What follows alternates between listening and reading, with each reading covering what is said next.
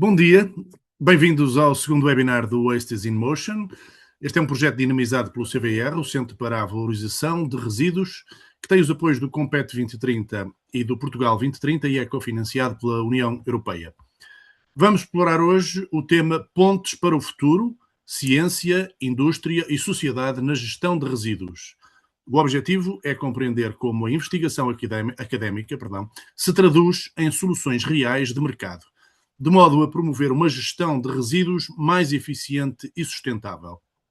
Nesta sessão vamos partilhar os resultados alcançados até agora pelo Wastes in Motion e teremos uma demonstração prática da plataforma inovadora deste projeto. Mais do que uma apresentação técnica, este webinar pretende continuar a consolidar a ponte estratégica entre a investigação académica e a realidade da indústria, promovendo soluções reais para desafios comuns. Vou começar por apresentar os nossos participantes por ordem cronológica do programa previsto. Assim, a primeira intervenção cabe à doutora Ruth Araújo, diretora do Departamento Administrativo e Financeiro do CVR, com responsabilidades no apoio à inovação e divulgação e também no suporte a projetos. Vem partilhar connosco a energia contagiante do Open Day Viver a Ciência dos 9 aos 99. Foi uma iniciativa inserida na conferência Green Horizons, que decorreu recentemente no âmbito do programa Guimarães Capital Verde Europeia 2026. E assumiu-se como a prova de que a tecnologia e a ciência podem e devem ser acessíveis a todos. Teremos depois a doutora Margarida Soares, que nos dará uma perspectiva sobre o futuro da valorização de resíduos com a plataforma Wastes in Motion. Margarida Soares é uma jovem investigadora no CVR e acaba, aliás, de ser distinguida internacionalmente com o Engineering Best Researcher Award, que assinala a excelência na investigação científica. A plataforma Wastes in Motion esteve também em apresentação de estreia na conferência Green Horizons, em Guimarães. Seguir-se-á uma conversa com a engenheira Maria José Ramalho, coordenadora de sustentabilidade do Grupo Casais, a engenheira Catarina Lopes, diretora de qualidade e do Laboratório de Materiais nas Construções Gabriel Couto, o professor Vítor Ferreira, diretor do Departamento de Engenharia Civil da Universidade de Aveiro, e o engenheiro Rui Barros Garcia, da Garcia Garcia, onde se dedica às questões de economia circular e planeamento estratégico. Essa será uma conversa moderada pela doutora Ana Vilas Boas, investigadora e gestora financeira de projetos de investimento, desenvolvimento e inovação no CVR. Terminaremos o webinar com um período em que poderão colocar as vossas dúvidas ou fazer perguntas aos nossos convidados. E está feita a apresentação geral do webinar. Vamos então escutar a doutora Ruth Araújo e saber o que foi esse evento para todas as idades. Por favor. Olá, bom dia a todos. Pedro, agradeço esta introdução. Vou partilhar então convosco a minha apresentação. Vou partilhar. Estão a ver? Quase. Sim, senhora. Ok. Pode avançar, por favor. Muito bem. Ora, nós, no âmbito do projeto Waste in Motion e integrado na Conferência Internacional Green Horizons, apresentamos o evento Viver Ciência dos 9 aos 99. Isto ocorreu no dia 10 de março, no Teatro Jordão, portanto, no período da tarde. O grande objetivo deste evento foi passar a mensagem que a sustentabilidade se constrói em comunidade. Portanto, dito isto, queríamos sensibilizar para a valorização de resíduos, incentivar o comportamento sustentável, promover a partilha de atividades da comunidade e, sobretudo, proporcionar momentos de aprendizagem e partilha e experiências. Nós tivemos uma participação muito ativa, foi engraçado, mas antes de vos falar como é que foi organizado todo o evento, eu queria explicar porque é que escolhemos o Teatro Jordão. Ah, o local não foi escolhido ao acaso, é um espaço emblemático de Guimarães, portanto diz muito à população vimaranense, é um exemplo de reabilitação urbana sustentável, está integrado no bairro C, portanto o bairro Criativo de Guimarães. O bairro C vai muito para além do Teatro Jordão, mas este é um exemplo e é um ponto de ligação entre a cultura, a comunidade e a sustentabilidade. Portanto, sem dúvida, para nós foi um local adequado para esta iniciativa. Para vos dar nota, o que é o bairro C, porque falar deste evento e falar do Teatro Jordão e explicar-vos um bocadinho o que é o bairro C, portanto, o bairro C, como disse, é o bairro da criatividade. Nasce uma estratégia do município na reabilitação urbana, portanto, para promover a criatividade e a inovação e a valorização da cultura e do conhecimento. Isto assenta na ligação entre a Universidade do Minho, a indústria criativa e a comunidade. De referir, por exemplo, no caso do Teatro Jordão, tem lá a funcionar o curso de artes performativas, tem as bandas de garagem, tem a academia de música, portanto é um espaço muito dinâmico, para além de ter este grande auditório onde decorreu o evento. Portanto, trata-se de promover um ecossistema de desenvolvimento urbano sustentável, com dinâmicas culturais e económicas e a participação ativa da comunidade. Portanto, como é um espaço muito emblemático para a comunidade vimaranense, foi uma forma que tivemos de cativar a participação de todos na nossa iniciativa. Não que o tema não fosse interessante e importante, mas o espaço também diz muito aos vimaranenses. Como é que nós temos o espaço organizado? Portanto, nós temos um circuito de sustentabilidade. Este circuito de sustentabilidade estava organizado em estações circulares.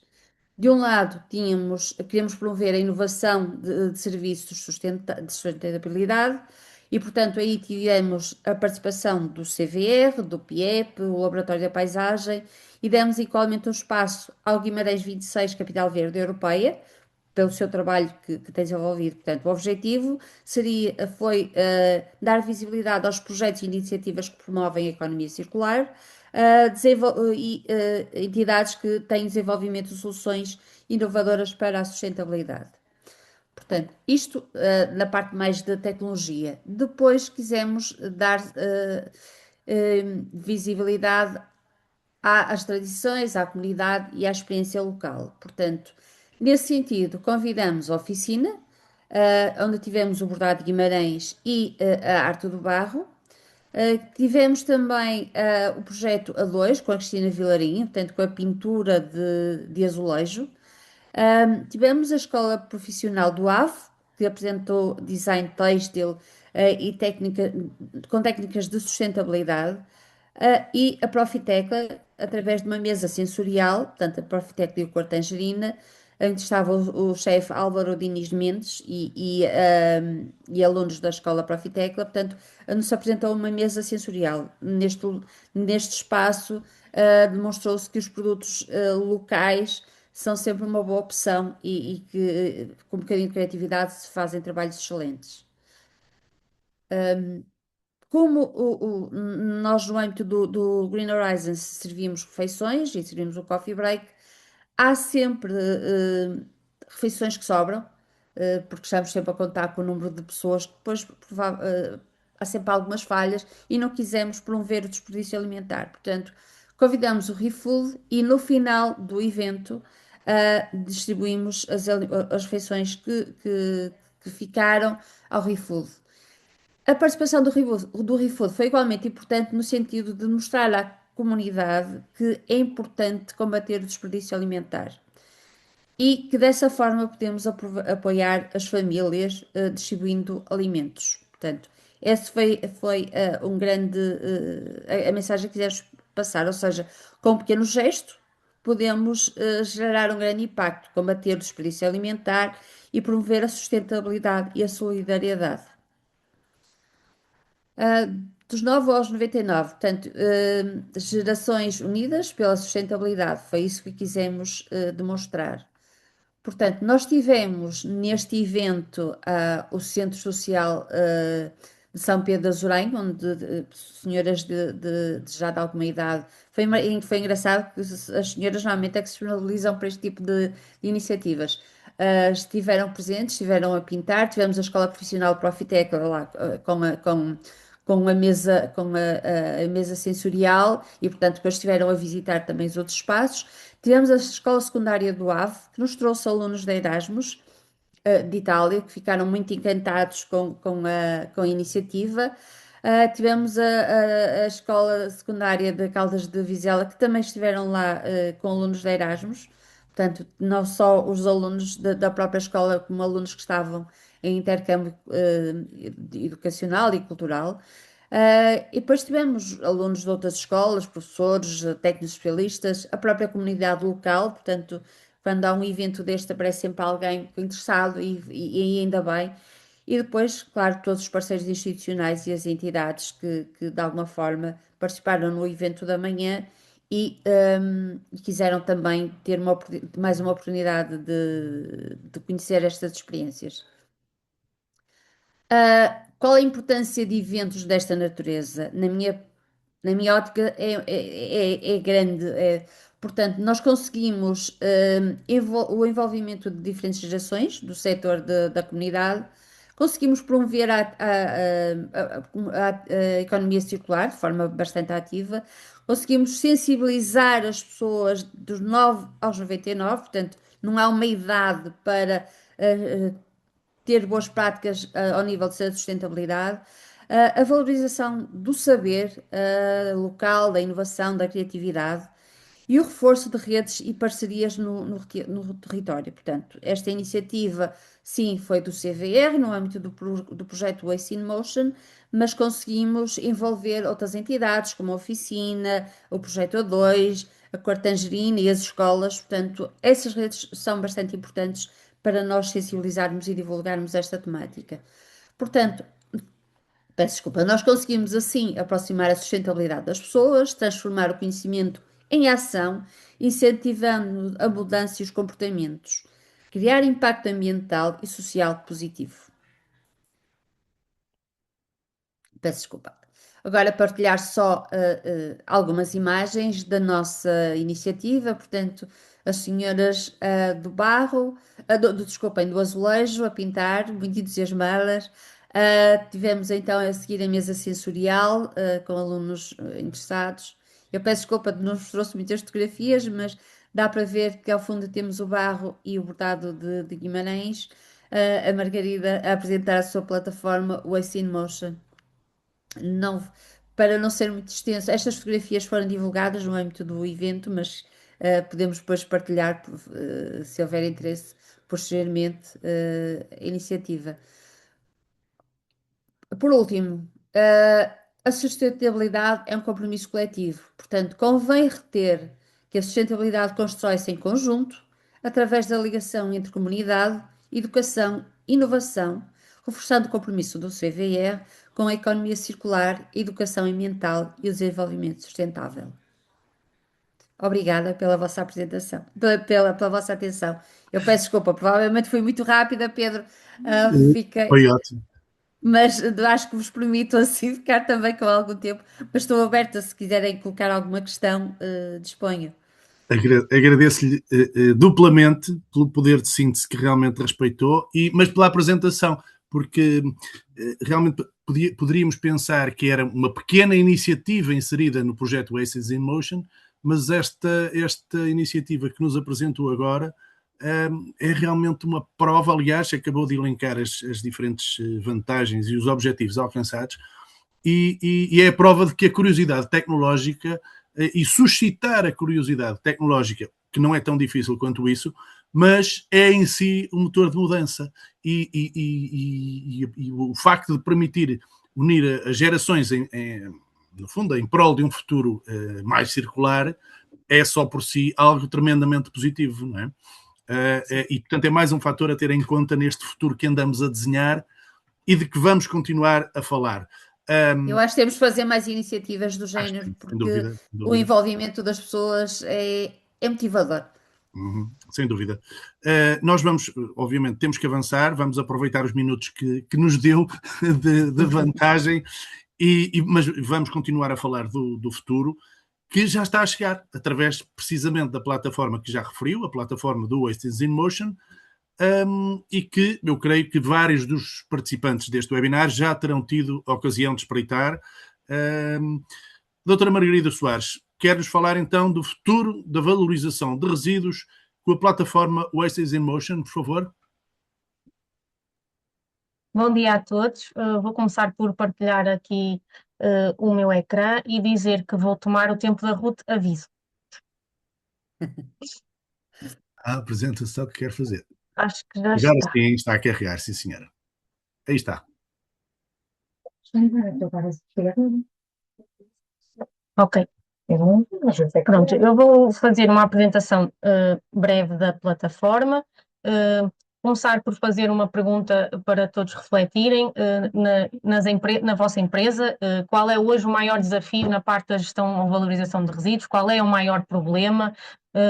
Quais são as soluções que existem? Por exemplo, quais as dificuldades na implementação desta gestão? É encontrar soluções, é saber o que fazer com determinados materiais ou simplesmente perceber por onde devemos começar? É uma realidade que as empresas têm em mãos, é uma realidade comum em muitas organizações. E normalmente o problema encontra-se na dificuldade em encontrar aplicações para resíduos, na informação que existe, mas que está dispersa e é pouco acessível, na falta de ligação entre a indústria e as soluções tecnológicas e nos processos lentos e pouco eficientes. As empresas têm resíduos com potencial, às vezes não sabem onde aplicar esses resíduos, mas existe o conhecimento que está disperso em muitos locais e muitas vezes o processo de encontrar a solução é lento, complexo e pouco eficiente e muitas vezes as empresas desistem de o fazer porque o tempo é dinheiro para as empresas. E o resultado é que existe uma perda de valor e oportunidades que são desperdiçadas. O objetivo deste projeto é então mudar esta mentalidade. Há uma mudança importante a acontecer. Começamos a olhar para os resíduos de forma diferente, não como fim, mas como recursos e com uma economia circular como motor. E isso abre espaço a novos modelos, a novas soluções e a novas oportunidades de negócio. A questão deixa de ser como eliminar os resíduos e passa a ser como é que podemos valorizá-los, de que forma é que podemos valorizá-los. E então, se existisse uma ferramenta que encurtasse este processo, esta ferramenta chama-se Waste in Motion e valoriza os resultados da investigação, desenvolvimento e inovação através da transferência efetiva de conhecimento científico para o setor empresarial. Pretende-se reforçar a ligação entre a investigação e a indústria, promovendo a competitividade e a sustentabilidade do tecido empresarial.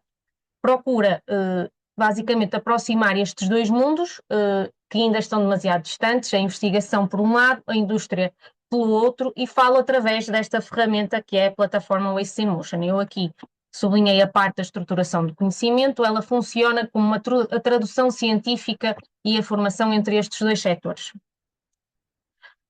A plataforma WIM é o coração deste projeto. É uma base de dados, uma ferramenta de apoio à decisão que ajuda as empresas a perceber o que podem fazer com os seus resíduos e que soluções já existem e como as podem trabalhar. Neste momento existe o website Waste in Motion, eu vou passar-vos aqui a mostrar para quem tiver interesse em vê-lo, é wasteinmotion.org. Tem aqui a explicação de todo o projeto. Podem contactar-nos também. Temos aqui todas as recentes novidades acerca do projeto. Tivemos presentes no Change Now em Paris, que a investigadora Zlatina vai-vos mostrar um bocadinho daquilo que nós fizemos lá.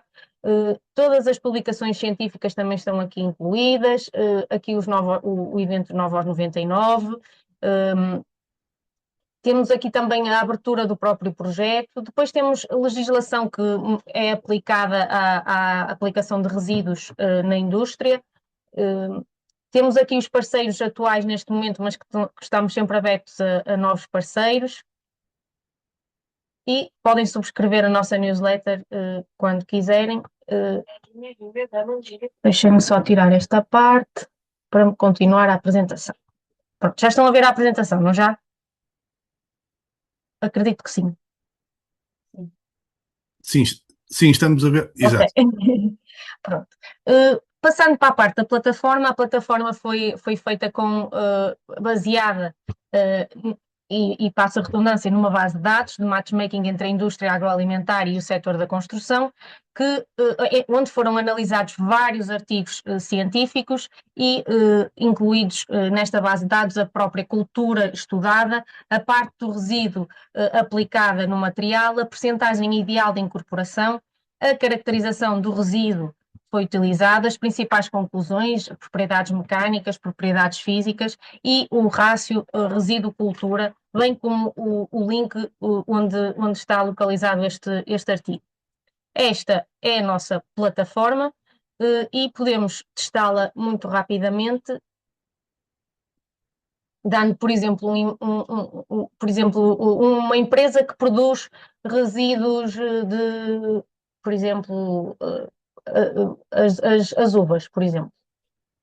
Clicamos aqui nos filtros com os grapes, aparecem-nos de imediato todos os estudos que estão atualmente na plataforma que utilizam resíduos das uvas e que têm aplicação em materiais de construção, e aparecem-nos todos os materiais de construção que neste momento estão a ser utilizados com diferentes partes dos resíduos provenientes das uvas. Por exemplo, temos o bagaço de uva. Se tivermos interesse, podemos clicar e ver de imediato. Oi, isto não era suposto acontecer. Muito estranho, mas eu vou ver o que é que se passa.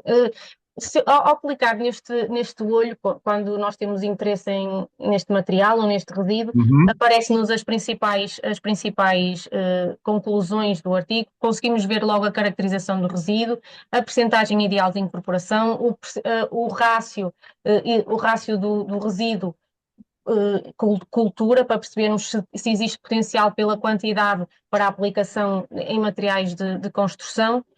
E era isto que eu vos queria mostrar, mas também temos aqui nesta parte dos gráficos, também para percebermos o potencial de alguns resíduos. Temos, por exemplo, a quantidade de referente na cultura, por exemplo, as uvas, temos aqui 13 milhões de toneladas, e podemos ver por países, por exemplo, no caso de Portugal, aparecem-nos logo as toneladas de cultura, por exemplo, ao nível das uvas e das azeitonas e dos tomates, que são as culturas mais produzidas em Portugal, e depois, se continuarmos a ver, temos aqui mesmo os próprios resíduos por país, neste caso Espanha, os Países Baixos, a França, a Suécia e a Alemanha são os 5 países onde existe mais de metade da produção dos resíduos agroindustriais. Conseguimos ver os resíduos per capita em cada país, as toneladas por quilómetro quadrado dos países, e ainda está a ser alimentada esta base de dados. Nós queremos chegar a dados muito mais específicos. Isto são só alguns exemplos. Vou só testar novamente para ver se consigo ver aquilo que eu vos queria mostrar, mas realmente não sei o que se passa. Vocês podem utilizar, podem se inscrever a qualquer momento na plataforma. É uma plataforma gratuita. E podem dar as vossas sugestões de melhoria. O que eu vos queria mostrar era que aqui na apresentação existe um antes e um depois da plataforma Waste in Motion. Realmente esta plataforma, o impacto deste tipo de abordagem é significativo para reduzirmos os resíduos, para criarmos novas oportunidades de negócio, para promovermos a inovação e contribuirmos para uma economia mais sustentável. É um ganho para as empresas, para a indústria e para a própria sociedade, ou seja, antes tínhamos uma pesquisa demorada, um conhecimento e informação dispersos, agora temos uma centralização e um matchmaking direto e uma decisão informada. Estas são as principais conclusões acerca da plataforma: identifica oportunidades, liga parceiros, impulsiona a inovação sustentável e é uma ferramenta estratégica para decidir melhor. Estes são os parceiros atuais da plataforma. Acho que quem tiver interesse em juntar-se a nós estamos totalmente disponíveis. E peço-vos que se inscrevam na plataforma. Deixo aqui o convite para explorarem, para a testarem e para identificarem oportunidades nas vossas próprias organizações e também oportunidades de melhoria para esta ferramenta estratégica. Podem fazer o scan deste QR Code e é só inscreverem-se, é gratuito. Doutora Margarida, deixe-me só, Sim. não sei se vai já passar a palavra à doutora Zelatina. Estão mesmo prestes a acabar. Eu queria só sublinhar e que nos esclarecesse que a plataforma não tem uma dimensão apenas nacional, não é? Não, a plataforma não tem toda esta base de dados é internacional, é de todos os países. Neste momento nós estamos a olhar para a União Europeia e a vermos os resíduos produzidos na União Europeia, mas os estudos são referentes a todo o mundo. Ótimo, pois E está a ser alimentada diariamente. Muito bem. Pronto, aqui um pequeno vídeo.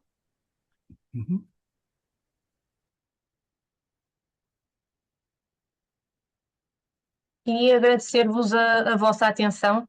Acho que tenho pena de não vos conseguir mostrar aquela parte da plataforma, mas eu vou já ver o que é que se passa. Passo agora a palavra à minha colega, às Zelatinas. É um prazer termos connosco também investigadora do CBR, Zelatina Ganisheva. Sim, bom dia. Viva. Obrigada.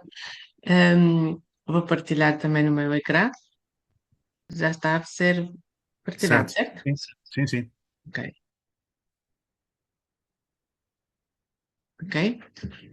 Então, bom dia a todos, como a Margarida referiu, este trabalho também é parte do projeto Waste in Motion e nós gostávamos de fazer um estudo mais próximos da realidade portuguesa, e o estudo é sobre a valorização de subprodutos da produção de vinho e de azeite na construção. Os objetivos principais, como referi, são aproximar os estudos que já foram feitos anteriormente para alimentar a base de dados da plataforma, o Waste in Motion, e aproximá-lo à realidade portuguesa e, claro, promover a economia circular. Então, por que é que escolhemos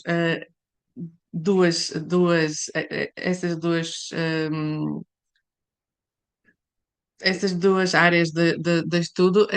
Porque Portugal tem muita produção de azeite e de vinho e, claro, isso gera grande parte dos subprodutos.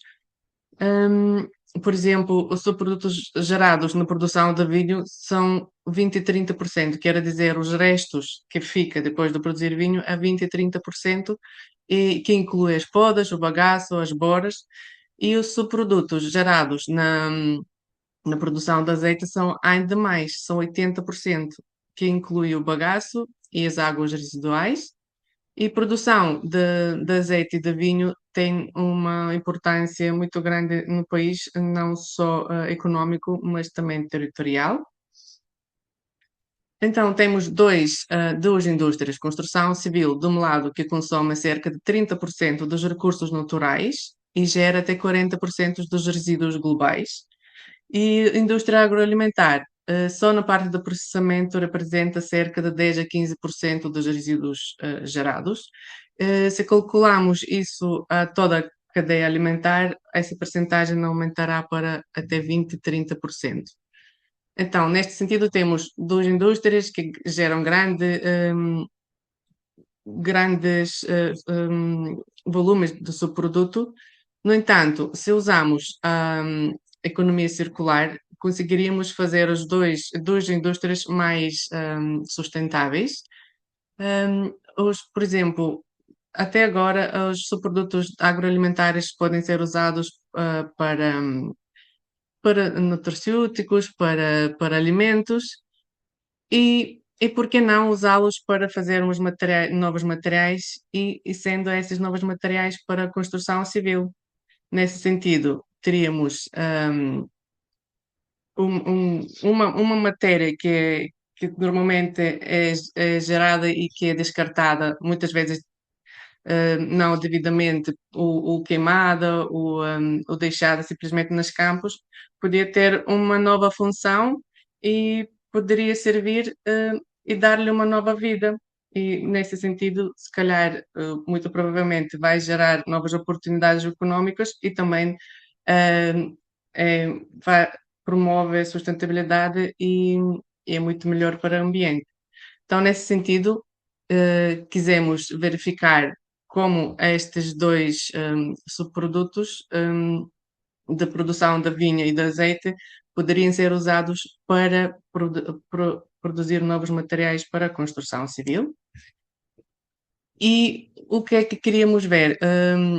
Queríamos verificar onde foram usados estes subprodutos para que aplicações concretas, que propriedades mostravam, ou propriedades físicas, mecânicas, térmicas, e claro, queríamos verificar as vantagens e as limitações na sua aplicação real.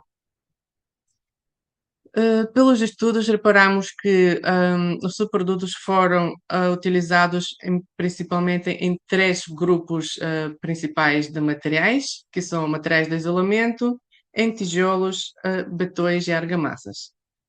Nas materiais de isolamento, claro, são procurados e são utilizados mais os subprodutos que são ricos em lignina e celulose, como o bagaço da uva, o engaço, ou as podas da vinha e da oliveira, e são usados para fazer painéis de isolamento térmico acústico.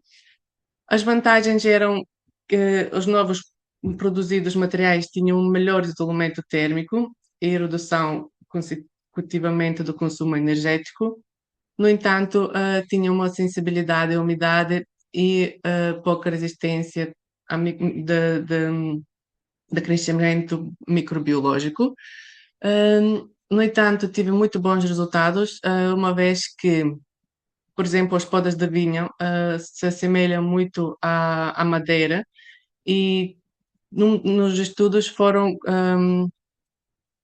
usados para substituir pinheiro, por exemplo, numas placas de isolamento térmico e que deram muitos bons resultados e a substituição foi a cerca de 40%. Quer dizer, já aliviamos uma grande percentagem para usar uma matéria-prima como o pinheiro e podíamos usar as podas da vinha que já são um subproduto, são um resíduo da outra indústria. Nas aplicações destes subprodutos para tijolos, elas podem ser usados em duas formas diferentes, ou como agentes formadores de poros, ou em forma de cinzas, como anteriormente tinham que ser incinerados e queimados. Como agentes formadores de poros, faz-se a mistura para o tijolo, claro, e depois quando o tijolo for a cozer, a parte biológica queima e se formam os poros. Se fosse em forma de cinzas, é só misturar na formulação para fazer o tijolo. E as vantagens eram, outra vez, melhor isolamento térmico, às vezes se conseguia um 40%, 50% aumento do isolamento térmico, e claro, os tijolos produzidos eram muito mais leves, isso também vem e traz ganhos económicos, claro. Se transportarmos coisas mais leves, gastamos menos combustível, às vezes menos espaço, que traz ganhos económicos. Os problemas, outra vez, tinham a menor resistência mecânica, todavia isso depende da quantidade de substituição da matéria inicial no tijolo de uma formulação convencional. Quando era uma substituição até 5%, sempre os produtos finais eram muito parecidos e não tinha diferença com um tijolo convencional. E essa substituição podia chegar até 10% no máximo. Em aplicações para betão e argamassas, os subprodutos da indústria de vinho e de azeite podiam ser usados ou como agregados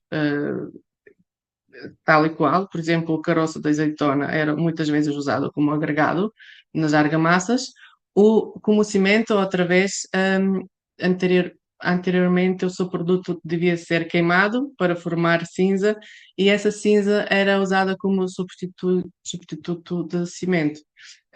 Eu achei essa parte muito importante, uma vez que a produção de cimento é um dos piores poluentes para o ambiente. E as vantagens era outra vez menor densidade, quer dizer, os produtos finais eram mais leves e tinham uma menor condutividade térmica. O problema é a perda da resistência e a variabilidade do material entre diferentes tipos de azeitona, e assim, às vezes, podiam ter diferentes tamanhos e isso. Então, como considerações finais, podemos dizer que os subprodutos de produção de azeite são muito mais estudados, foram implementados e usados para uma maior diversidade de aplicações e tinha, consecutivamente, uma maior maturidade tecnológica, quer dizer, são mais próximos para a sua real aplicação na indústria. Os subprodutos da produção de vinho, embora sejam menos estudados, têm um forte potencial, especialmente para produção de materiais mais leves e materiais de isolamento. E os desafios todos em comum para as dois tipos de subprodutos era a variabilidade dos resíduos, durabilidade do material produzido e, claro, a escala para a escala industrial, para a produção em escala industrial. As perspectivas futuras, na nossa opinião, que deviam ser feitos mais estudos integrados, mais estudos entre o laboratório e a escala real. Claro, devia ser feita uma análise do ciclo de vida dos produtos obtidos. Queremos verificar mesmo que são melhor para o ambiente e para a sua utilização. E avaliação técnico-económica a verificar a seu real produção industrial e a possibilidade dos ganhos económicos. Deixo aqui umas imagens como a Margarida referiu. Esse trabalho foi representado em dois eventos esse ano, em março, em Paris. Uma era a conferência ICER e outra foi na Feira Internacional de Sustentabilidade Change Now. Queria deixar uma última frase. O futuro está no aproveitamento inteligente do que hoje chamamos de resíduo. Obrigada pela vossa atenção. Obrigado nós, doutora Zlatina Gnisheva, porque juntamente com a apresentação que a doutora Margarida Solar já tinha feito, isto deu-nos uma panorâmica excelente sobre o que é a plataforma Wastes in Motion e o potencial que ela encerra, porque isto trouxe-nos realidade, nomeadamente os exemplos que apresentou a partir dos resíduos da indústria do vinho e da indústria do azeite, que são setores económicos importantíssimos, como sublinhou, para a economia portuguesa. Isto traz-nos realmente, não estamos apenas no domínio da teoria, ou sequer só da tecnologia, não, são coisas reais que podem trazer, que constituem mais-valias para a economia nacional em diferentes setores, não é? Nós temos aquele pequeno problema, permitam-me estes 2 segundos de humor. Se calhar já aconteceu a todos ou a muitos, quando temos um ruído parasita no carro e vamos ao mecânico, chegamos ao mecânico, nesse dia o ruído não aparece e o mecânico olha para nós vamos embora, e quando chegamos a casa o ruído existe outra vez. Nós estamos a tentar resolver aquele problema de há pouco, que não se conseguia avançar na demonstração de todo o potencial da plataforma Wastes in Motion. Eu espero que consigamos resolvê-lo até ao final deste webinar, de modo a podermos ainda mostrar-vos, como a doutora Margarida estava a tentar fazer, realmente os diferentes passos que é possível operar. Enquanto não temos essa possibilidade, vamos avançar. Eu agradeço mais uma vez as apresentações que fizeram e vamos avançar então para outra perspectiva também prática, depois de conhecermos as apresentações que fizeram sobre esta plataforma, que é sem dúvida inovadora e que está a trazer já o futuro até nós, não é? Vamos, por isso, dar palco, dar o espaço à doutora Ana Vilas Boas e vamos avançar para a mesa redonda com os 4 convidados que temos connosco e que nos trazem diferentes experiências e perspectivas sobre esta ligação da investigação ao mercado e para criar uma nova relação entre a academia e a indústria. Ana Vilas Boas, quer então avançar, se faz favor? Antes de mais, bom dia a todos e desde já muito obrigada pela participação e pelo convite, neste caso da Margarida, nesta mesa redonda. Entretanto, também dar nota que já sei que ela já está a tentar resolver o problema da plataforma e já falou diretamente com os responsáveis. Tenho comigo então a doutora Maria José Ramalho, coordenadora de sustentabilidade do Grupo Casais, a Catarina Lopes, diretora da qualidade e do laboratório na Gabriel Couto, o doutor Vítor Ferreira, diretor do Departamento de Engenharia Civil da Universidade de Aveiro, e o doutor Rui Barros Garcia, que conduz a economia circular e o planeamento na Garcia Garcia. Reunimos assim um painel de excelência para discutir o nexo entre a academia e o setor da construção, que é um dos maiores geradores de resíduos, mas também aquele que possui mais potencial para a economia circular. Isto é, para, de facto, ser o motor de intervenção do nosso projeto Wastes in Motion. Como dispomos apenas de 30 minutos, vou focar-me em perguntas diretas e peço-vos que me acompanhem neste esforço de respostas objetivas, por favor. E agora que já conhecemos a teoria e já vimos a demonstração da plataforma, pelo menos parte dela, a parte estava a funcionar, agora queremos perceber como é que esta ferramenta se encaixa no vosso dia-a-dia. Começo pelo professor Vítor Ferreira. Muitas vezes a inovação fica presa no laboratório ou nas universidades. Olhando para o funcionamento desta plataforma, acredita que esta pode ser uma montra digital ou que esta é a montra digital que faltava para dar visibilidade aos novos materiais desenvolvidos, por exemplo, na Universidade de Aveiro? Na sua opinião, esta tradução do conhecimento científico para uma linguagem mais utilizável pela indústria é de facto aquilo que faltava? Bom dia a todos e obrigado pelo convite para estar aqui nesta mesa redonda e neste seminário. Evidentemente, todos os contributos são úteis neste sentido, não é? Há este propósito maior que é o da circularidade e da valorização dos resíduos, que eu acho que está por trás desta excelente iniciativa, e, portanto, tudo aquilo que podemos fazer constitui, digamos, um contributo importante para este objetivo final, de facto, da minimização de resíduos, da sua reutilização com matérias-primas alternativas, e, portanto, é de facto um contributo importante para, neste sentido, até da promoção de soluções, não é? Existentes, até como inspiração para que empresas e outras entidades que têm que lidar com os resíduos possam ter ali uma fonte de inspiração. Vimos há pouco aqui uma série de estudos que são aqui coletados e apresentados pela plataforma. Eu nestas questões não me revejo, enfim, nesta afirmação ou na segunda de que, enfim, há aqui uma separação entre a academia, as universidades e as empresas, porque eu já disto há 40 anos e, portanto, eu há 30 que ando a ouvir isso, e há 30 anos que eu faço projetos de cooperação com a indústria e, portanto, é sempre algo que eu, quando ouço, parece-me tudo muito estranho. Parece que a história, ou seja, vem sempre com este argumento que há esta separação entre universidade e empresas. Eu, sinceramente, por acaso também já não concordo muito com ela, isso mas já acabou há 30 anos atrás, porque eu há 30 anos que faço, ou por contratos diretos ou por projetos de investigação, e tenho vários colegas em várias universidades que de facto têm esta prática positiva. E, portanto, acho que enfim, é uma ideia que fica e de vez em quando fica no discurso, e acho que temos também a retirar um bocado digamos, do nosso léxico, porque é algo que eu acho que já passou.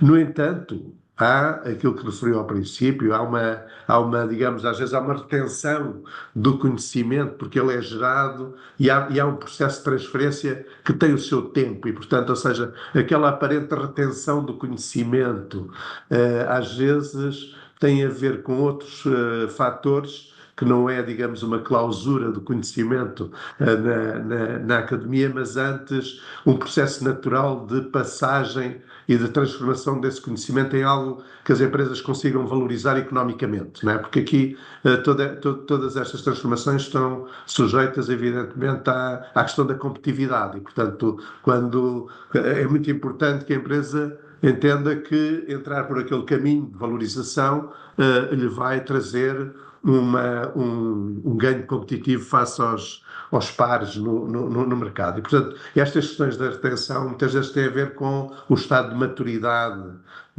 daquilo que se investiga para poder passar para o terra real seguinte, digamos assim, e estes são processos lentos, não é? São processos naturalmente lentos, mas tem que se continuar a prosseguir e, portanto, às vezes é preciso repetir, ampliar, fazer o upscale de algumas experiências para que elas depois ganhem, digamos, capacidade de serem soluções competitivas, que este é que é o segredo, digamos, soluções competitivas para quem as vai tomar no mercado.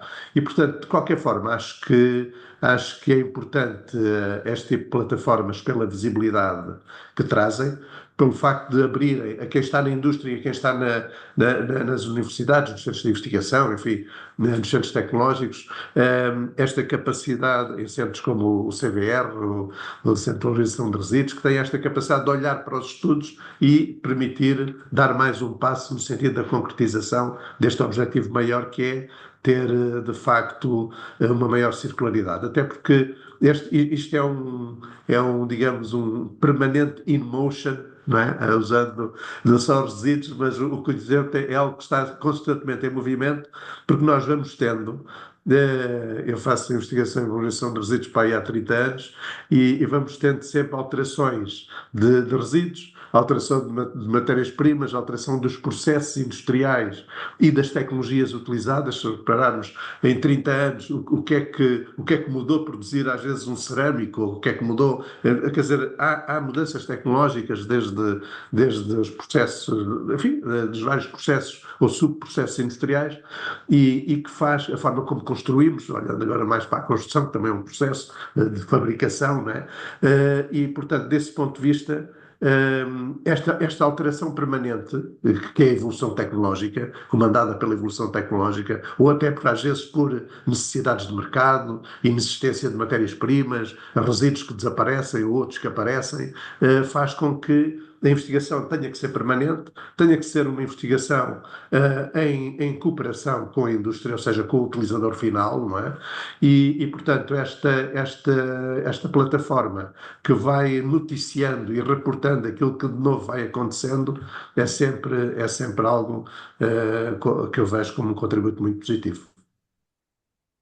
Sim, e de facto, quando falamos em empresas, importa precisamente isso, importa a cooperação e que de facto ela exista e também que sejam soluções que sejam facilmente escaláveis e mais rápidas, porque sabemos que efetivamente aquilo que importa Também é leva o lucro. leva sempre Sim, para investigar, ou seja, a sim, sim, é algo, uma coisa é fazer uma coisa em laboratório, outra coisa é sim, depois passar para o banco real, exatamente. assim, agora temos que, há aí várias questões até de logística que Sim, são muito relevantes e no CVR conhece isso bem, e sim. portanto é de facto uma questão importante. Agradeço e agora apontemos o foco para a estratégia corporativa e a escala precisamente da aplicação.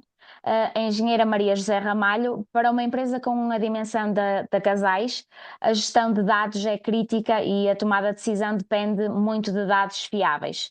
Se tiver uma plataforma como esta, que lhe diz este resíduo já foi testado, tem estas aplicações e estas propriedades, de que forma é que isto pode influenciar decisões reais, por exemplo, na escolha de materiais que vão utilizar ou na integração de novas soluções circulares, e o que é que a UIM, neste caso a plataforma, precisa ter para passar de interessante, de facto, a ser uma ferramenta de trabalho diária para as empresas? Olá, bom dia, Ana. Obrigada pelo convite, desde já que me foi formalizado. Então, de uma forma muito rápida, ok, pragmática, também para irmos direitos aqui assim a esta questão. A plataforma é extremamente interessante, mas então, para um uso quase diário, vamos pensar assim, ela já disponibiliza a informação, ou pelo menos parte daquilo que nós precisamos, que é precisamente qual é que é o grau de maturidade, o que é que foi formulado, qual é que é a qualidade técnica daqueles estudos, portanto, já tem ali as referências bibliográficas, nós conseguimos pegar naquela informação. Em termos de utilização, dá bastante, nós conseguimos utilizar realmente para muito rapidamente no desenvolvimento de novas soluções, conseguirmos então fazer os testes e perceber com os nossos parceiros em como vamos poder aplicá-los. Pronto, ou seja, aquele primeiro passo, ele automaticamente está formalizado. Falta, como o professor Vítor estava ainda agora a referir, realmente esta questão da escala, é aí que nós entramos. Chegamos, ok, agora na parte prática como é que isto entra? Em termos de utilização diária, era também importante, e aí sim, lá está, para podermos estabelecer este contacto, a parte das quantidades, que a Margarida até falou na apresentação e realmente eu vi, pronto, a Margarida não conseguiu mostrar hoje, mas eu já tinha visto na plataforma realmente a quantidade, mas até foi uma dúvida que eu apontei aqui que até ia colocar, porque precisamente aparecia quantidade, mas não em termos de toneladas, portanto, para nós utilizarmos. Portanto, isto é um dado que é importante, ou seja, ao tomarmos esta decisão, realmente a quantidade já lá está. Seria importante também possíveis fornecedores ou possíveis contactos, por exemplo, porque automaticamente então já conseguimos muito isso. E outra questão é também realmente a visibilidade, mas aí depois eu depreendo pela utilização da plataforma, porque isto é muito a questão do timing, a proximidade, a disponibilidade no momento. Portanto, quanto mais interações houver, mais fácil se torna também de haver aqui um feedback positivo e uma maior utilização da plataforma. Pronto, agora eu vou só levantar aqui a ponta do véu, Maria José, mas de facto nós já estamos a pensar noutro projeto e precisamente que vai falar e vai resolver essa questão de juntar e de percebermos onde é que se podem encontrar esta tipologia de resíduos. Vamos só deixar aqui o mote para o futuro, mas de facto já estamos a pensar em desenvolver a plataforma e passarmos precisamente para essa escala, digamos assim. Agora, Ok, ótimo. algo muito importante também é a qualidade e a confiança nos materiais. A engenheira Catarina Lopes, a sua grande luta é a confiança e a certificação e lida com a resistência, literal e figurada, aos materiais reciclados. A WIM organiza conhecimento, mas a pergunta é: que tipo de evidência técnica, ensaios, normas, certificações, históricos de aplicação, teria de estar associada a cada solução para que o laboratório confiasse e a validasse mais rapidamente? E ainda acha que a plataforma pode ajudar a reduzir esta resistência aos materiais reciclados?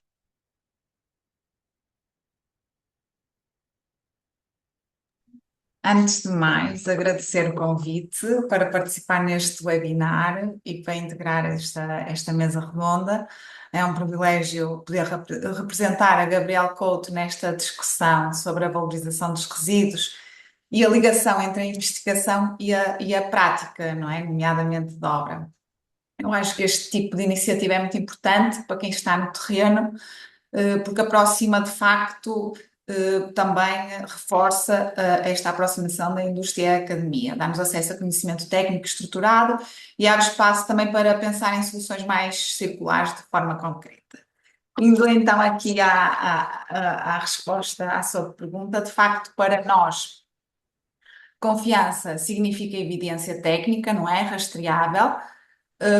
Na prática precisamos que cada material na plataforma, eu acho que era importante vir acompanhado de um conjunto mínimo de informações.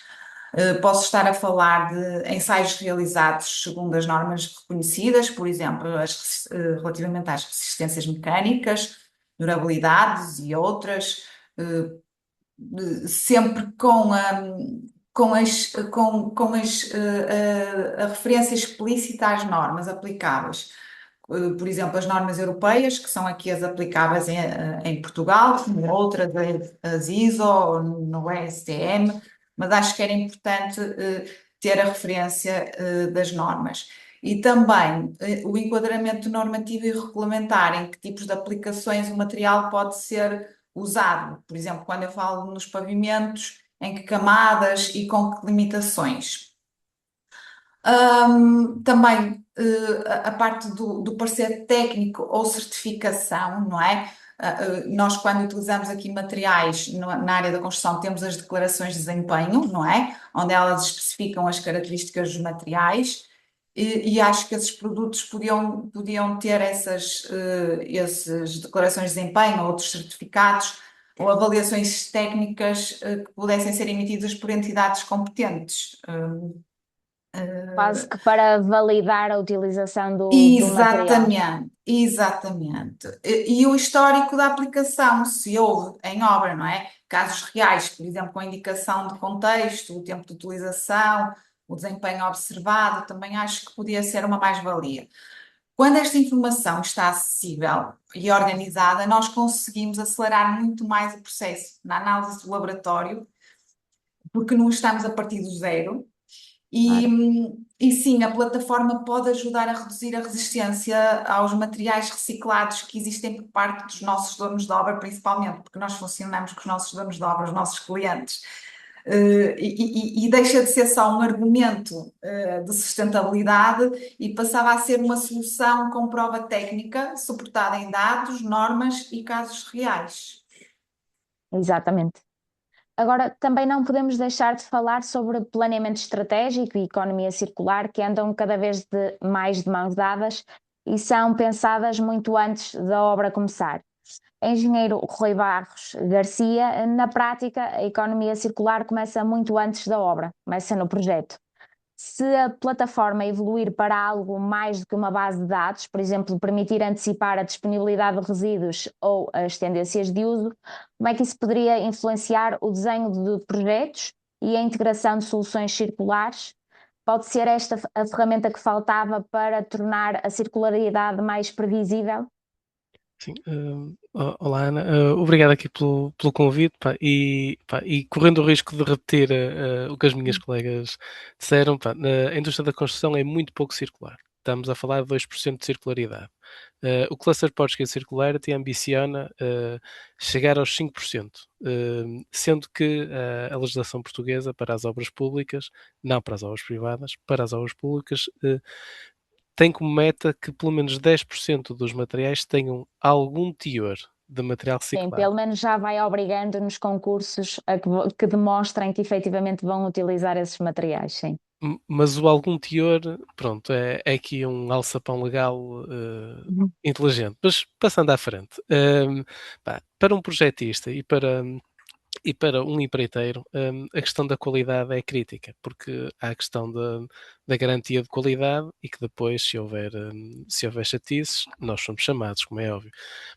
Eu posso dar um caso de uma situação em que utilizei subprodutos para substituir agregados naturais por agregados artificiais, comprovei que o desempenho era melhor do ponto de vista mecânico, do ponto de vista de reatividade era igual, e mesmo assim os projetistas não correm o risco. Isto porquê?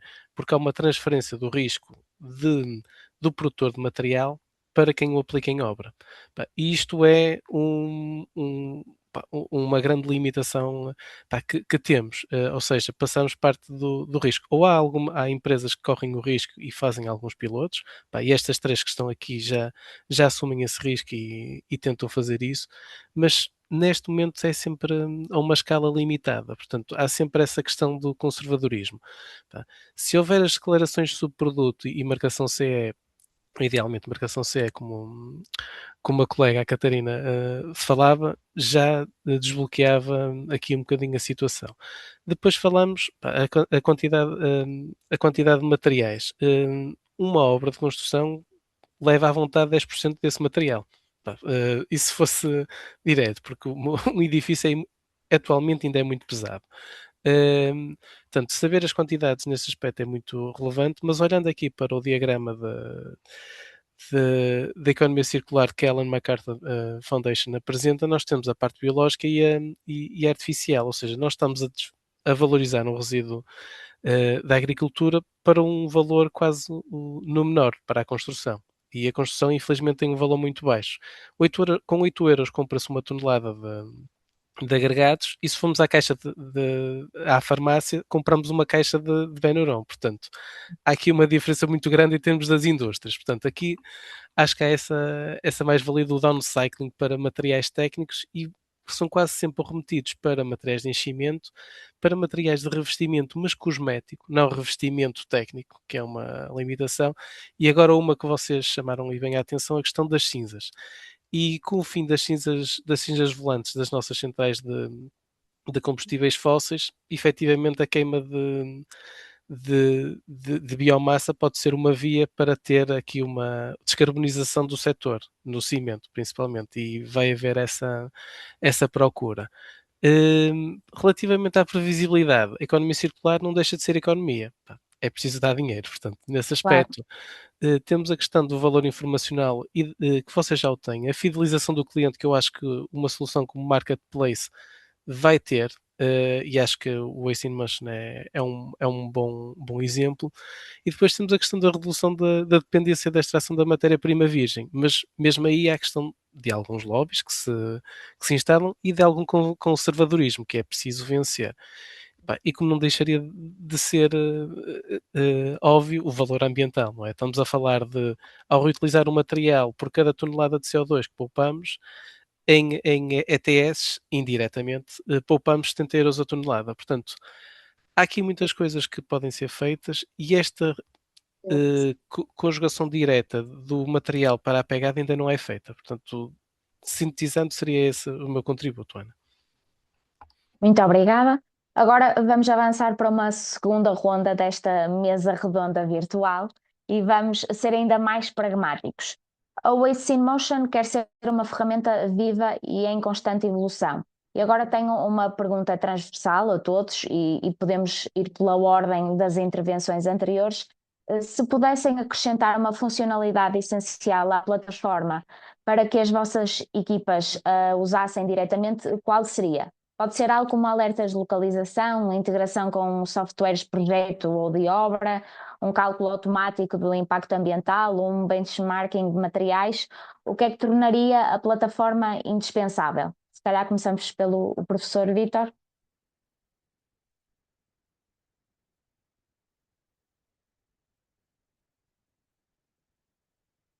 Está com o micro desligado.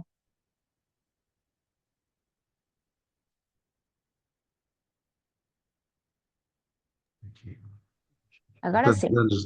Tantos anos de webinar, ainda não aprendi o segredo. Ora bem, são exemplos de facto interessantes, qualquer deles que citou. Eu talvez escolhesse, até pegando aqui nas últimas palavras do Rui Barros, esta questão do cálculo. Eu, automático, torço-me um bocado porque a questão é complexa. Às vezes o automático dá-nos cabo da. Mas, enfim, é um esforço, né? É um esforço que vale a pena.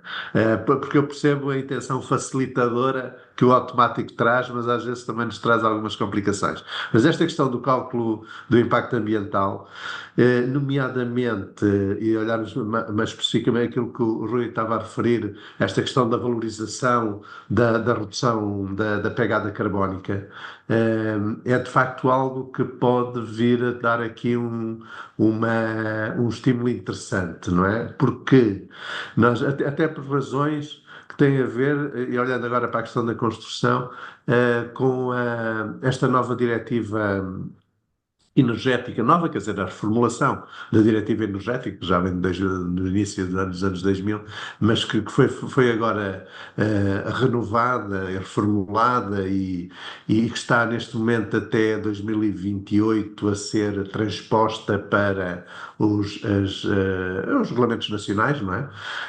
Para o setor, traz uma pequena alteração que pode ser muito grande, pode ter um impacto muito grande, não é? Que é o facto de considerarem, digamos, o cálculo da pegada carbónica do edifício, ou do edifício em geral, não é? E, portanto, introduz o conceito do Zero Emission Building, portanto, ou seja, o edifício de emissões zero, e associa, ou procura associar ao velho certificado energético também lá o valor da pegada carbónica, não é? E, portanto, o que aparentemente é uma coisa simbólica, digamos assim, pode ter um grande efeito de arrasto para toda a cadeia de valor da construção, a começar na extração das matérias-primas, na produção dos diferentes materiais e produtos, etc. Porquê? E daí a importância que poderia ter isto na plataforma, portanto, tentarem perceber como é que poderiam associar informação também deste nível.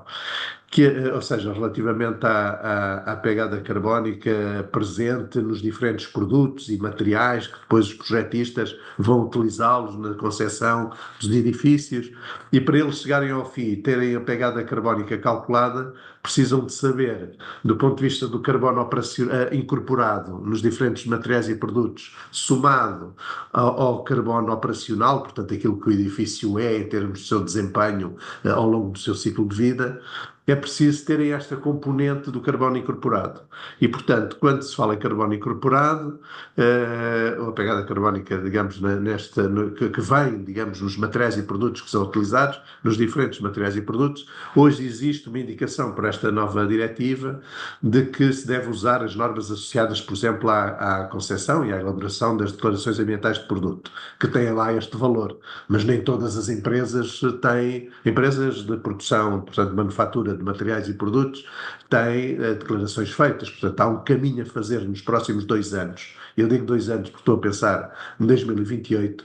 Se as empresas quiserem estar não excluídas do mercado, ou seja, quando o projetista vai escolher o seu produto, se é aço, se é betão, se é madeira, se é cerâmico, se é o que quer que seja para as diferentes aplicações, vai ter que ter esta informação sobre a pegada carbónica daquele produto, porque depois quer somar tudo e ter um valor para a pegada carbónica projetada do edifício no final. As empresas que não tenham esta informação de uma forma credível, e quando eu digo credível é baseado ou terem uma declaração ambiental de produto, ou terem feito o cálculo com a norma 15.804 que a suporta, porque é isso que a diretiva indica, esta nova reformulação, vão ficar, digamos, fora do mercado das escolhas dos projetistas, porque evidentemente eu vou escolher o produto sobre o qual tenho informação, porque depois o edifício vai precisar de ter essa informação para... E isto, aparentemente, é uma reação em cadeia, ou seja, uma reação para toda a cadeia de valor, que começa no projetista a fazer esta pergunta, então, mas qual é a pegada carbónica do seu produto? E isso vai atingir até a atividade extrativa, ou seja, até aos agregados, etc., quando se pretende compor depois a pegada carbónica do cimento, das argamassas, dos betões, dos cerâmicos, do aço, do alumínio, enfim, das caixilharias, do vidro, etc. Tudo isto, esta informação vai ter que estar disponível, né? E de fácil acesso. Ora bem, quando introduzimos nestes materiais resíduos, e valorizamos resíduos, como matérias-primas alternativas. Eu há bocado estava a ver aqui a discussão da questão deste receio e real, é uma reação real, digamos, de utilizarem materiais com resíduos, etc., porque de facto quem recebe estes resíduos para fabricar os seus produtos não quer, ou a obra, não quer receber um resíduo, quer receber uma matéria-prima. E, portanto, a tal declaração de desempenho, né, a tal marcação CE que aqui referiam, é um dado muito importante, porque se eu receber algo que vem com uma declaração de desempenho, o resíduo para mim desapareceu. Eu estou a receber uma matéria-prima e, portanto, esta é a mentalidade e a receptividade que se tem que trabalhar. Ora bem, como o resíduo passa a ser uma nova matéria-prima, é importante perceber qual é a modificação. Eu acho que estava aqui um exemplo há pouco, né? Qual é a modificação que a inserção do resíduo como matéria-prima num determinado produção, por exemplo, de um cimento ou de um betão ou de uma argamassa, altera a sua pegada carbónica. E, portanto, daí poderia ser importante, digamos, ou através de casos práticos, casos de estudo reais, estarem presentes, ou de alguma forma, isto é um processo lento e complicado, mas que se tem que começar num determinado ponto, que é arranjar esta informação para quem utiliza aquele resíduo como matéria-prima, poder calcular sobre o seu produto, poder ter esta capacidade de calcular a sua pegada carbónica. Porquê é que eu estou a insistir neste ponto da pegada carbónica? Pura e simplesmente porque quando as diretivas aparecem, são transpostas, depois há um efeito de reação em cadeia, desde o utilizador final, ou seja, projetista ou dono de obra, para a sua cadeia de valor, que vai afetar todas as empresas que querem vender produtos Claro. e vão ter que ter esta informação. E, portanto, esta é uma questão que eu acho que vai afetar decisões futuras dos projetistas e podem colocar fora ou não do mercado as empresas que distraidamente, a partir de 28, não tenham esta informação pronta a dar. E, portanto, aquilo que a plataforma puder fazer neste sentido é importante. De uma forma genérica, digamos, esta indispensabilidade desta plataforma tem muito a ver com questões como esta. Tem a ver com a construção de informação ao longo do tempo. Isto não se faz É preciso ter a noção que estas coisas não parecem feitas assim num passo de mágica, portanto dá trabalho. E é importante termos aqui outras perspectivas que também são importantes que a plataforma promova, que é, mais do que olhar apenas para os resíduos, é importante olhar para os processos e ver como é que nós conseguimos, porque é a regra número 1, né? É reduzir a quantidade de resíduos. E, portanto, isso pode ser feito de diferentes formas, às vezes com a industrialização dos processos, melhora-se isto. Portanto, há aí vários contributos. Eu digo que esta é uma questão de grande importância, que a plataforma poderia ser uma promotora enquanto marketplace, digamos, para minimizar e contribuir para a minimização, quer na produção, na construção, na reabilitação, enfim, das quantidades de resíduos que temos na praça. E muito importante também, e isto está patente em todos os trabalhos de valorização, e terminava com isto, isto não só pela experiência que tive de passar nos tais projetos de cooperação com a indústria, mas também olhando para outros estudos, enfim, de colegas, da análise dos outros estudos, cheguei à conclusão, é muito importante fechar o círculo, digamos assim. O que é fechar o círculo? Nós temos o emissor do resíduo, temos o receptor do resíduo. Geralmente nós trabalhamos, quando estamos em processos de investigação ou mais aplicada, trabalhamos com estes dois. Diga. As duas são teimosas. Achei que... Não, peço desculpa, é que a colega... Não, eu vou desligar o meu Só para microfone. terminar. Portanto, há aqui a fonte do resíduo e o receptor do resíduo. A fonte quer se libertar do resíduo. O receptor não quer receber um resíduo, quer receber uma matéria-prima, não é? E de facto, falta aqui geralmente aquilo que eu chamo o terceiro elemento. E o terceiro elemento é aquele que leva o resíduo de um lado, transforma-o em matéria-prima e permite entregá-lo ao cliente final, o resíduo, que já não é um resíduo, já é um subproduto, uma matéria-prima para ele, não é? E este fechar do círculo, criar... há coisas que estão fechadas. O vidrão, por exemplo, fecha o círculo, não é, do vidro. Permite recolhê-lo e metê-lo através da fábrica com matéria-prima e tal. Com alguns problemas, mas que se vão resolvendo. Há processos que não têm os círculos fechados, que falta o terceiro elemento. O tal elemento que permite converter o resíduo numa matéria-prima e depois ele aí já entra com outra facilidade. E neste processo, estes três, quem emite o resíduo, quem o transforma e quem o recebe e o aplica, tem que ganhar, tem que ser uma win-win, uma solução win-win, ou seja, tem os três ganhar dinheiro com aquilo, para dizer isto em um bom português, não é? E aí é que a valorização de resíduos funciona, é quando se torna a tal solução que é competitiva e que traz benefícios a quem está envolvido neste círculo, não é? E portanto eu acho que essa é uma tarefa importante da plataforma, que é também facilitar ou promover, mostrar casos em que isto aconteça, porque as pessoas depois vão percebendo, se eu tivesse no meu percurso este terceiro elemento, eu tinha este problema resolvido, não é? Portanto, eu acho que é um pouco por aqui. Desculpem eu ter-me estendido um pouco mais, mas é muito bom falar sobre estas coisas. Agora passo a palavra à Maria José, se calhar um bocadinho mais curta em termos de resposta, por causa também aqui de uma questão do timing, mas... Sim, a resposta do professor Vítor também já foi muito completa, mas diria até exatamente isso, ou seja, mesmo a indicação da pegada de carbono, ok? Pelo menos um indicador, porque realmente é uma tendência muito grande que vamos necessitar no mercado. O alerta da localização, na primeira questão até acabei por falar um bocadinho, mas pronto, para esta correspondência precisamente do interessado, ou seja, saber que tenho um recurso cuja produção é próxima dos meus locais de interesse e aqui não há sede, mas há os locais que eu, se calhar no meu perfil, designo como interesse, porque depois uma pessoa tem obras em vários municípios. E posso falar assim de muita coisa, mas estes são assim os principais.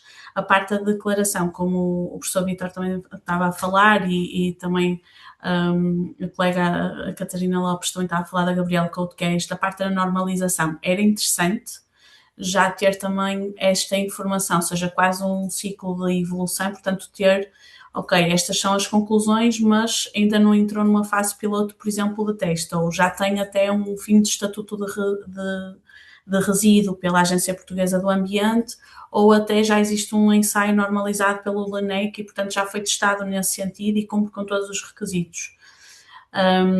Pronto, assim, algo desta forma evolutiva, porque automaticamente já sabemos, ok, é para aplicar agora, ou ainda temos de fazer alguns ensaios, ou ainda está numa fase muito inicial. Algo desse género. Obrigada. Okay. Agora, Catarina, por favor.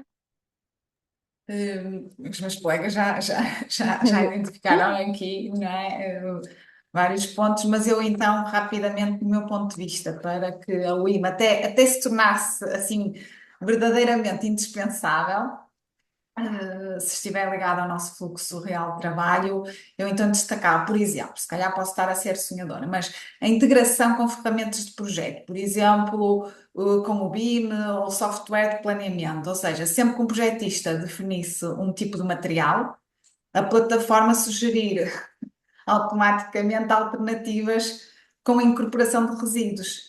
Já, lá está, com o desempenho técnico e o impacto ambiental estimado, como o professor também falou e também a Maria. A outra questão era o passaporte técnico de material, onde o laboratório, não é? Onde a empresa encontra rapidamente assim os ensaios que são relevantes, não é? E que limites de aceitação se aplicam e pronto, e a experiência que existe relativamente a esses materiais. Ok. Agora, Rui, sei que fica numa posição um pouco ingrata por ser o último a responder, mas peço-lhe também o seu breve contributo. Não, obrigado. Acho que já falaram na questão da localização matchmaking. Eu aqui só acrescentaria era a janela temporal, porque do ponto de vista de fornecimento logístico, saber qual é a janela temporal em que o resíduo está disponível e em que o subproduto está disponível é crítico. Portanto, aqui estaríamos a falar, fazendo uma comparação mais gráfica, o Tinder dos resíduos. Portanto, queríamos uma aplicação que desse a disponibilidade e a qualidade dos resíduos. Portanto, era um bocadinho por aí. Okay. E pronto, termina.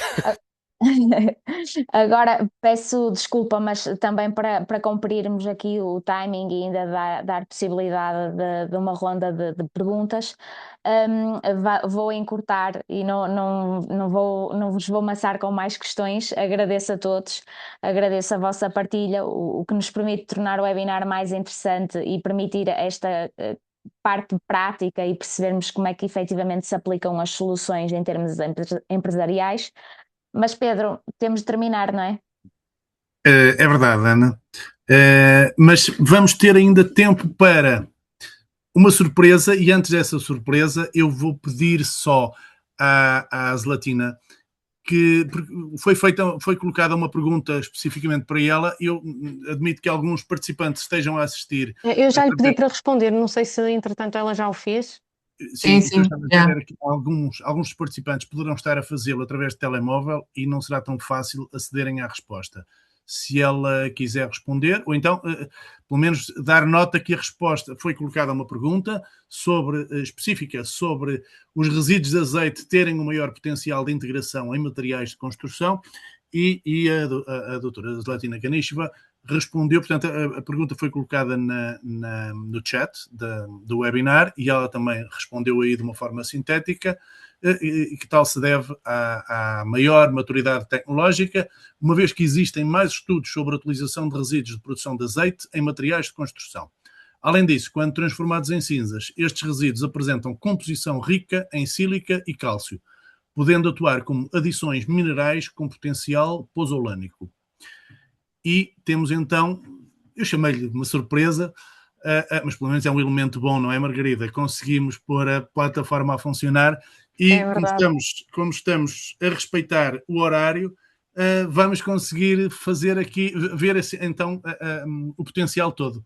Por favor, Margarida. Antes de vos apresentar, queria só dizer que foi um problema de back-office, tinha de fazer uma atualização, as tecnologias às vezes pregam-nos essas partidas, eu fiz a atualização enquanto estava aqui a ouvir-vos atentamente, porque achei todos os vossos contributos mesmo muito importantes e são mesmo úteis para o projeto e para o CVR, agradeço-vos desde já a vossa participação, fico mesmo muito contente por nos terem ajudado e sugerido estas opções. Agora, vou-vos mostrar então a plataforma na sua plenitude, espero eu. Já estão a ver? Sim. Sim, senhor. Pronto. Como eu estava a dizer, por exemplo, neste caso temos o arroz, a parte do resíduo é a casca e as cinzas. Se nós tivermos interesse neste resíduo, é só clicar no tal olhinho e conseguimos aceder às principais conclusões, à própria caracterização do resíduo, à caracterização principal. Neste caso, não existe uma incorporação ideal ainda não é factual. Temos as principais conclusões em termos de propriedades mecânicas, aqui a compressive strength. Temos também o rácio portanto, da casca com o arroz, que é 20%, ou seja, é uma percentagem muito significativa, e podemos aceder aqui de imediato também a todo o estudo. Eu não sou um robô. Conseguimos aceder de imediato a todo o estudo se tivermos esse interesse. Pronto, era só isto que eu vos queria mostrar. Vocês conseguem também aceder a tudo isto. É só inscreverem-se na plataforma e eu agora deixei de vos ver.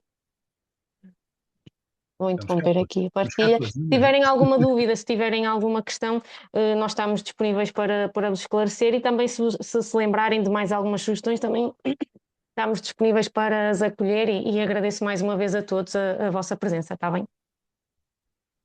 Obrigado, Margarida.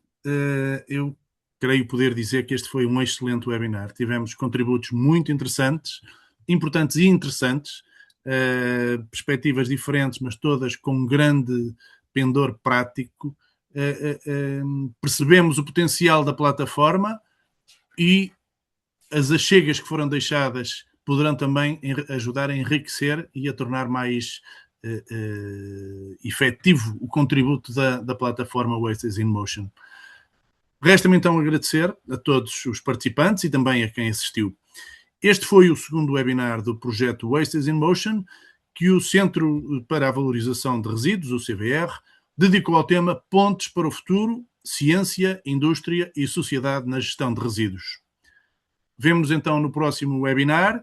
Não se esqueçam de seguir o projeto nas redes sociais e de experimentar a plataforma. Muito obrigado. Obrigada. Obrigado. Obrigada. Continuação.